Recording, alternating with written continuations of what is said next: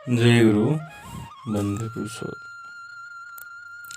ପ୍ରସଙ୍ଗ ଦୀକ୍ଷାଦାନର ଉପଯୁକ୍ତ ବ୍ୟକ୍ତିତ୍ୱ। ସୁନିଷ୍ଠ ଇଷ୍ଟାର୍ଥ ପରାୟଣ ହୁଅ। ଇଷ୍ଟାର୍ଥ ହିଁ ତୁମର ସ୍ୱାର୍ଥ ହୋଇ ଉଠୁ। ସେଇ ସକ୍ରିୟ ସ୍ୱାର୍ଥ ଅନୁଦୀପନା ହିଁ ତୁମକୁ ଇଷ୍ଟିତପା କରିତୋଳୁ। ଅର୍ଥାତ୍ ତୁମର ସମସ୍ତ ପ୍ରବୃତ୍ତି ଗୁଡ଼ିକ ଅନୁରାଗ ଦୀପନାରେ ପ୍ରଦୀପ୍ତ ହୋଇ ଉପଚୟ ଇଷ୍ଟାର୍ଥ ପରିସେବାରେ ନିୟୋଜିତ ହୋଇ ଉଠୁ। ଏହି ନିୟୋଜନର ସାର୍ଥକ ବିନ୍ୟାସରେ ବିନ୍ୟାସିତ ହୋଇ ତୁମର ବ୍ୟକ୍ତିତ୍ୱ ତୁମର ଅନ୍ତଃସ୍ଥ ଯୋଗାବେଗ ନିବନ୍ଧନରେ ସମ୍ବଦ୍ଧ ହୋଇ ସୁସଂହତ ସାର୍ଥକତାରେ ଅନ୍ୱିତ ହୋଇ ଉଠୁ। ସେହି ସୁକେନ୍ଦ୍ରିକ ସକ୍ରିୟ ଇଷ୍ଟାର୍ଥ ନିବଦ୍ଧ ବ୍ୟକ୍ତିତ୍ୱ ଚରିତ୍ରରେ ପ୍ରକାଶ ପ୍ରଦୀପ୍ତ ହୋଇ ଅସ୍ଥି ବୃଦ୍ଧିର ସୁସଂହତ ବିଭା ବିକିରଣ କରି ତୁମର ବ୍ୟକ୍ତିତ୍ୱର ମର୍ମ ବିକଶିତ କିରଣମାଳାରେ ପରିବେଶକୁ ଆଲୋକିତ କରିତୋଳୁ। ଏହି ବିକିରଣୀ ବିଭା ହିଁ ହେଉଛି ଲୋକଦୀକ୍ଷାର ଦକ୍ଷ ପ୍ରତିଭା। ତୁମ ସଂସ୍ପର୍ଶରେ ବା ସଂସବ ଆୟତନରେ ଆସିଲେ ହିଁ ସେହି ମର୍ମ ବିକିରଣରେ ବିଭାନ୍ୱିତ ହୋଇ ମଣିଷ ଅନ୍ୱିତ ହୋଇ ଉଠିବ ତୁମଠାରେ। ଗୋଟିଏ ଅନନ୍ୟ ଆବେଗ ନେଇ ଆକୁଳ ସଶ୍ଵସିତ ପ୍ରୀତି ଉତ୍ସଳନରେ ତୁମେ ତୁମର ସେଇ ବୈଶିଷ୍ଟ୍ୟ ପାଳି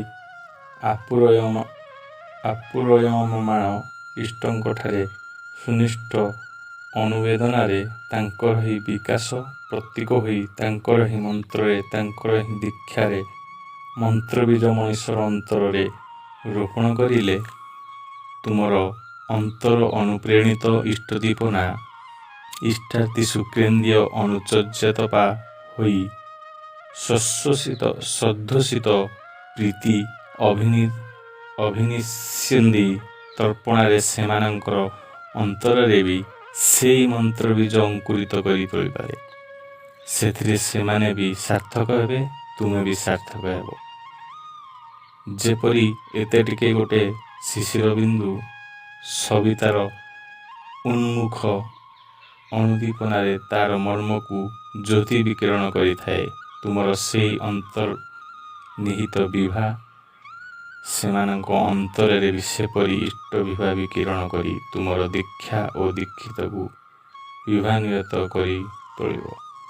ଆଉ ଯେତେ ହିଁ ତୁମେ ଏଇଭଳି ହୋଇ ଉଠିବ, ତୁମର ଦୀକ୍ଷାର ଉପଯୁକ୍ତ ବି ଯୋଗ୍ୟତାର ଅଭିସାରରେ ଗୁରୁ ଗୌରବ କିରଣରେ ଉଦ୍ଭାସିତ ହୋଇ ଉଠିବ, ସେତେ ହିଁ ଏହା ହେଉଛି ମଣିଷକୁ ଦୀକ୍ଷିତ କରିବାର ଆତ୍ମନିୟନ୍ତ୍ରଣୀ ବ୍ୟକ୍ତିତ୍ୱ ବିକାଶୀ ମାନଦଣ୍ଡ। ଏହିଭଳି ସୁନିଷ୍ଠ ସଂହତ ଇଷ୍ଟାର୍ଥ ପରାୟଣ ବ୍ୟକ୍ତିତ୍ୱ ହିଁ ହେଉଛି ଦୀକ୍ଷାର ପ୍ରଯୋକ୍ତା।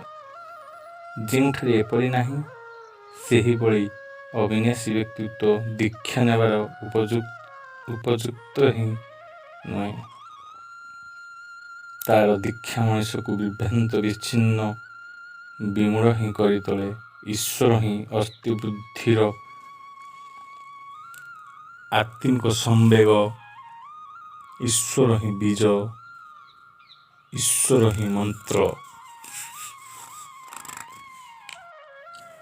ଇଷ୍ଟାର୍ଥ ଅନ୍ୱିତ ବ୍ୟକ୍ତିତ୍ୱ ହିଁ ମନ୍ତ୍ର ଉଦ୍ଗାତା, ଆଉ ସେହି ମନ୍ତ୍ର ହିଁ ଆତ୍ମିକ ଅଭିଗମନର ଅନୁପ୍ରେରଣା, ବର୍ଦ୍ଧନର ବିବର୍ତ୍ତନୀ ବିଭା।